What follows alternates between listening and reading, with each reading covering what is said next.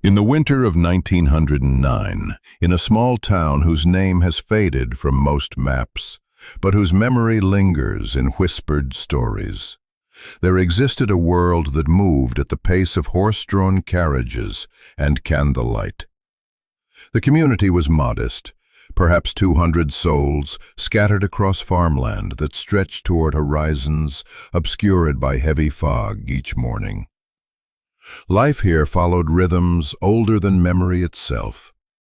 The planting and harvest, the Sunday gatherings at the white clapboard church, the slow procession of seasons, marked not by calendars, but by the color of leaves and the thickness of ice on water troughs. It was a place where everyone knew everyone, where tragedy was met with casseroles and prayers, and where the boundary between the living and the dead seemed clear, defined by the pronouncement of a doctor and the blessing of a minister. In such communities, death was not a stranger. It visited frequently, taking infants in the night, claiming mothers in childbirth, harvesting the elderly like autumn wheat. People had learned to accept it, to bow before it, to trust that when a body grew cold and still, the soul had departed for realms beyond human knowing. But trust, like fog, can obscure what lies just beyond our vision. In the yellowed pages of a church burial ledger, preserved behind glass in a county historical society, there exists an entry dated February 9, 1909. The handwriting is careful, practiced, the script of someone accustomed to recording both births and deaths with equal solemnity. The entry reads simply, James Robert Presley, age 7 years and 4 months, laid to rest this day in the presence of family and congregation. May his soul find peace eternal. Beside this entry, someone, perhaps years later, has made a small annotation in different ink, shakier hand, fewer words. God forgive us, we did not know. There exists also a photograph, though few have seen the original. It shows a small coffin, white pine with brass handles, surrounded by winter flowers that must have cost the family dearly in that cold season. The photograph is of records, in diary entries, in testimony given years after the fact by those who carried guilt like stones in their pockets. And at its center is a boy named James Presley, whose short life ended on a winter day in 1909, or perhaps did not end then. Not exactly, not in the way that everyone believed. The facts are sparse but documented. The mystery is deep and unsettling. And as the earth closed over his small coffin, no one knew that James Presley was not yet ready to be buried. Before he became a mystery, before he became a footnote in medical history and a whispered legend in a town that no longer bears the same name, James Robert Presley was simply a boy. He was the third child of Samuel and Margaret Presley, born in the late autumn of 1901, when the century was new and full of promise.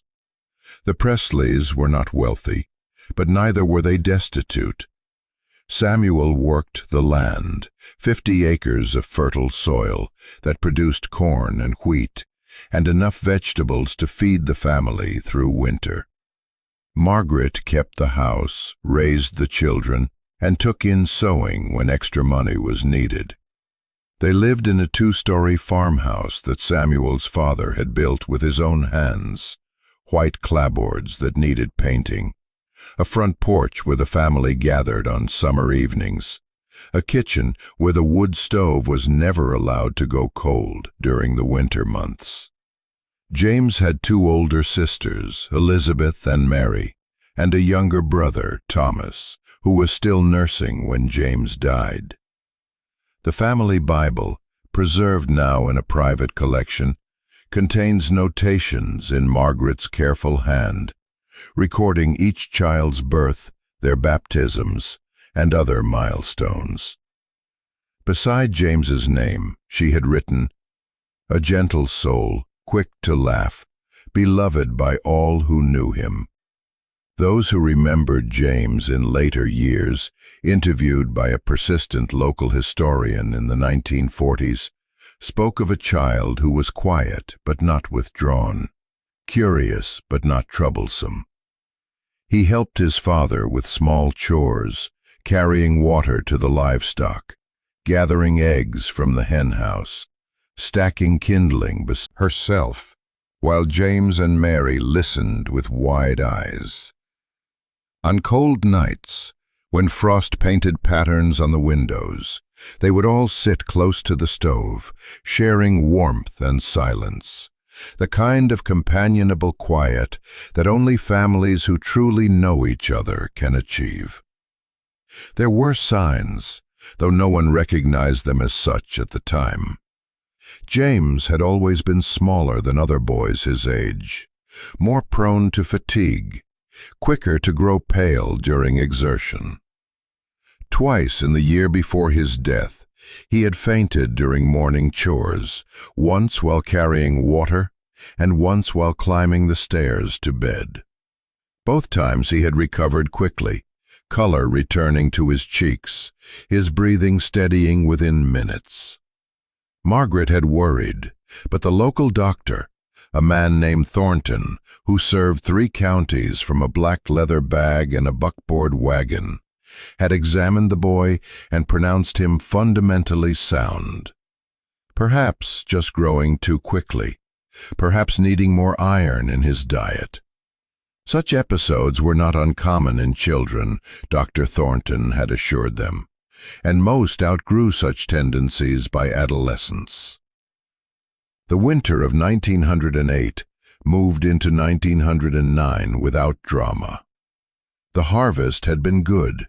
The cellar was full of preserved vegetables and salted meat, and there was enough firewood stacked beside the house to last until spring. James celebrated his 7th birthday in October with a cake that Margaret had baked using precious sugar and dried apples. For Christmas, he received a wooden horse that Samuel had carved during long evenings, painted white with black spots, small enough to fit in a boy's pocket. James carried it everywhere, and his sisters would later remember finding it beneath his pillow after he was gone, the paint worn smooth by small fingers.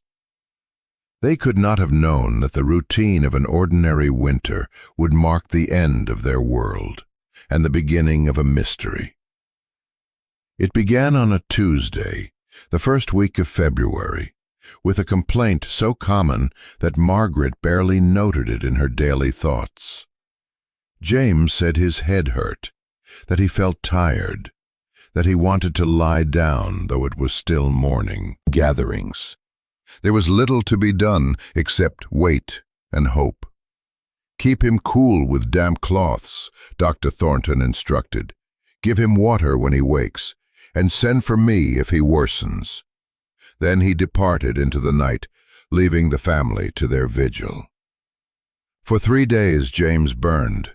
His fever spiked and fell, following no pattern that Margaret could discern. He drifted in and out of consciousness, sometimes calling for his mother, sometimes speaking words that made no sense, fragments of dreams or delirium. Margaret sat beside him constantly, sleeping in a chair when exhaustion overcame her, waking at his slightest movement. Samuel handled the farm work alone, coming inside every few hours to check on his son, his face growing more haggard with each passing day. Elizabeth and Mary were sent to stay with their aunt in town, away from whatever sickness had claimed their brother. On the 4th day, James seemed better. His fever broke in the early morning hours, his skin cooling, his breathing steadying. He opened his eyes and asked for water, drank it slowly, and even managed a weak smile when Margaret said he would be well soon. Hope, that fragile bird, nested briefly in her heart. But by afternoon something changed. James grew very quiet, very still. His breathing became shallow, almost imperceptible. His pulse, when Margaret checked it as the doctor had shown her, felt weak and irregular, like the flutter of moth wings. She sent Samuel for the doctor again, urgency lending speed to the old horse. Dr. Thornton arrived as the sun was setting, the winter light fading to violet and gray. He examined James for a long time, his face revealing nothing, his movements methodical. Then he straightened, closed his bag, and turned to face the parents who stood waiting for words that might save them. "The boy's heart is failing," he said quietly. "There is nothing more I can do. It is in God's hands now." They kept their vigil through the night. Margaret held James's hand, so small and cool in her own. Samuel stood by the window, watching darkness deepen across the fields, praying silently to death visits. Neighbors brought food, their own grief mixed with relief that it had not been their child. The women helped Margaret prepare James's body, washing him, dressing him in his Sunday clothes, combing his hair with tender care. The men built the coffin, working through the night in Samuel's barn, planing pine boards smooth, fitting the joints tight, adding brass handles that someone donated, because every child deserves beauty in their final bed. The funeral was set for Saturday, 3 days after James's passing, allowing time for word to spread and for distant relatives to arrive. During those 3 days, James lay in the front parlor, the room that was usually kept closed, except for special occasions. His coffin rested on a table draped in black cloth, surrounded by what winter flowers could be found, mostly dried arrangements and evergreen branches. Candles burned at the head and foot, their flames never allowed to go out, tended by family members who took turns sitting with the dead, as was proper. It was during these days that the photograph was taken. A traveling photographer, a man named Whitaker, who made his living capturing weddings, baptisms, and sometimes death, set up his equipment in the parlor. Post-mortem photography was common then, often the only image a family would ever have of a child who died young. Mr. Whitaker was professional and respectful, arranging the scene with an artist's eye, adjusting the light, positioning the flowers. He took several exposures on glass plates, promising to develop them and return with prints within the week. But as he worked, according to a journal entry he would later write, he felt uneasy. The boy looked too vital, too present, his color too natural for one who had been dead 3 days in a cold house. Whitaker had photographed many dead children. He knew what death looked like on a face, and something here troubled him. But he said nothing, perhaps not wanting to add to the family's grief, perhaps doubting his own perceptions. He finished his work, packed his equipment, accepted payment he did not really want, and held at 10 in the morning on Saturday, the 9th of February, 1809. The church was full, every pew occupied, people standing along the walls and in the vestibule. Reverend Abraham Walsh conducted the service, speaking of innocence and heaven, of a child gathered into God's arms, of the mysterious ways that the divine will operates in the world. He read from Corinthians, from Psalms, from Matthew, verses about children and the kingdom of heaven. The congregation sang hymns, their voices rising toward the raftered ceiling, carrying grief and hope in equal measure.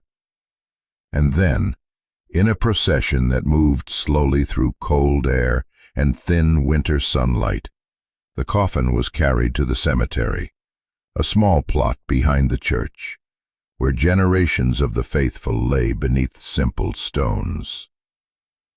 The grave had been dug the day before, earth frozen hard, requiring picks and determination. It waited now, a dark rectangle in the white snow, ready to receive what everyone believed was the mortal remains of James Robert Presley. The coffin was lowered on ropes. The mourners gathered close, and Reverend Walsh spoke the final words, dust to dust, ashes to ashes, commending the soul to God and the body to earth. Samuel threw the first handful of soil, then Margaret, then others. The sound of earth falling on wood, that hollow final sound, echoed across the cemetery. And no one noticed, or if they did, no one spoke of the fact that somewhere in that crowd, someone thought they heard something. A sound from beneath the ground, faint as distant thunder, easily dismissed as imagination, or the settling of ropes. If anyone noticed the faintest trace of breath, they said nothing, and the coffin was lowered into the frozen ground. 43 years passed. The Presleys aged and eventually followed their son into the earth.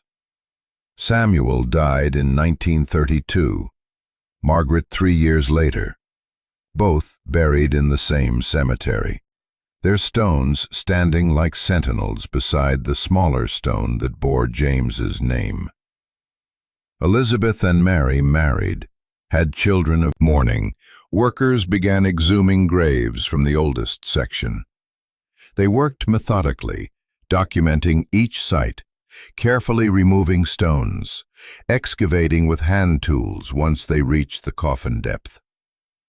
Most of what they found was expected: collapsed coffins, fragmentary remains, artifacts of burial long since surrendered to time and earth. But when they reached the grave marked for James Robert Presley, something stopped them. The foreman, a man named Douglas Hart, who had been doing this work for 20 years, called for the county historian, a woman named Catherine Morris, who had been documenting the relocation. What they found, once the earth was cleared away, was documented in her official report, filed with the county clerk, and preserved in the historical archives. The coffin, though deteriorated, was more intact than others of similar age, the wood having been sealed with pitch or resin, a practice not uncommon but not universal. When the lid was carefully removed, braced to prevent collapse, what lay inside brought a hush to the men and women gathered around the grave. The skeleton, Morris wrote in her report, was in an unusual position, curled on its side rather than lying flat, with one arm raised and bent, the hand near what would have been the face. Most striking and disturbing were the marks on the underside of the coffin lid. Deep scratches in the wood, gouges made by something, by small fingers, by the desperate action of someone trying to escape. Morris, a trained anthropologist as well as historian, took photographs, took measurements, consulted with the county coroner. The position of the body and the marks on the coffin were consistent with, though not definitive proof of, burial while still living. She began to investigate, looking for records, for any documentation that might explain what she had found. What she discovered was a trail of whispers, of stories that had been passed down but never officially recorded. She found Whitaker's journal, donated to the Historical Society by his granddaughter, in which he described his unease while photographing James Presley's body. She found a letter written in 1938 by Eleanor Grant, presented first to the county board, then to the State Historical Society, and finally published in a small academic journal in 1954. The story spread slowly at first, then more rapidly, through local newspapers, then regional ones. Within a year, James Presley had become a case study, a legend, a cautionary tale. His remains were reburied with ceremony, his stone replaced with a new one that bore an additional line. May he rest now in peace, and may we remember. It was not death that claimed James Presley that winter, but the silence of being mistaken for it. To understand how such a tragedy could occur, one must understand the medical limitations of 1909. Modern physicians, with their electrocardiograms and brainwave monitors, with their ability to detect the faintest electrical activity in the heart and mind, cannot easily imagine a time when death was determined by simpler, cruder means. The cessation of breath, the absence of a pulse, the cooling of skin. But pulse can be faint, breath can be so shallow as to be imperceptible, and skin temperature can be misleading in a cold room. Dr. Thornton, like physicians of his era, had no tools beyond his trained senses, his pocket watch, and his experience. He had no stethoscope of the modern kind, no way to measure blood pressure, no means to detect the slow metabolic processes of a body in profound shock or coma. He relied on what he could observe, and when he observed stillness, silence, and the apparent absence of vital signs, he made the only conclusion that seemed reasonable. But there are conditions, now well documented, that can mimic death so closely that even trained observers can be deceived. Catalepsy, a nervous condition characterized by muscular rigidity and a trance-like state, can render a person motionless, unresponsive, with barely detectable vital signs. Coma, depending on its depth, can present similarly. Certain types of seizure disorders, certain toxins, extreme hypothermia, and profound shock from illness or injury can all predict. Societies debated the signs of death, some advocating for delays between pronouncement and burial, others for more rigorous testing procedures. Yet in small towns, in rural communities where medical resources were scarce and death was common, such precautions were rarely taken. The doctor's word was trusted, the procedures were followed, and bodies were buried within days, partly from custom, partly from necessity, in eras before refrigeration and embalming became standard practice. James Presley likely suffered from some form of cardiac crisis, a catastrophic weakening of his heart function that left him in a state so close to death that it was indistinguishable from it. His pulse, already weak from days of fever, may have slowed to the point where it could not be detected by fingers on his wrist or neck. His breathing, already shallow, may have become so infrequent, mere breaths per minute, rather than the normal 12 to 15, that it appeared to have stopped entirely. His body temperature, in a cold room, may have cooled rapidly, giving the impression of post-mortem change. And Dr. Thornton, exhausted from a night of vigil, working by lamplight, would have had no reason to doubt his own assessment. The tragedy is not that the doctor was incompetent, but that medicine itself was insufficient.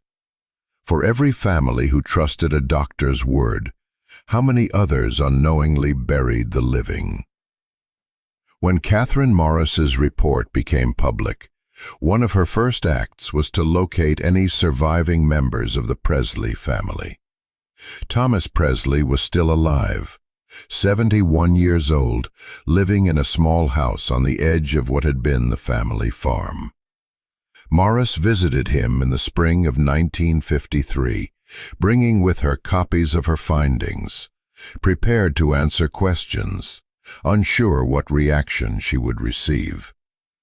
Thomas met her at the door, a tall man grown stooped with age, his face deeply lined, his eyes still sharp and clear. He invited her in, offered coffee that she accepted, and listened in silence as she explained why she had come. When she finished, he sat for a long time without speaking, his hands wrapped around his coffee cup, his gaze fixed on something distant. Continued. "There was a diary," he said. "My mother's diary. She kept it from the time she married until a few years before she died.